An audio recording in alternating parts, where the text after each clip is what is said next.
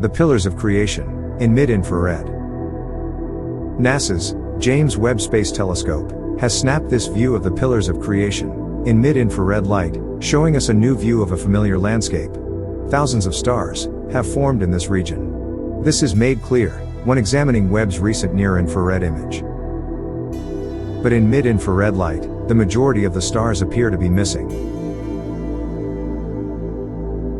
The pillars are flushed with gas and dust.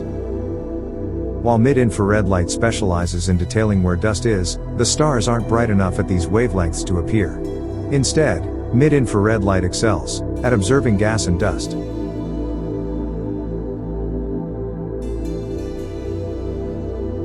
These are the crimson orbs toward the fringes of the pillars. In contrast, the blue stars that dot the scene are aging, which means they have already shed most of their layers of gas and dust. How vast is this landscape? This bright red star, and its dusty shroud, are larger than the size of our entire solar system.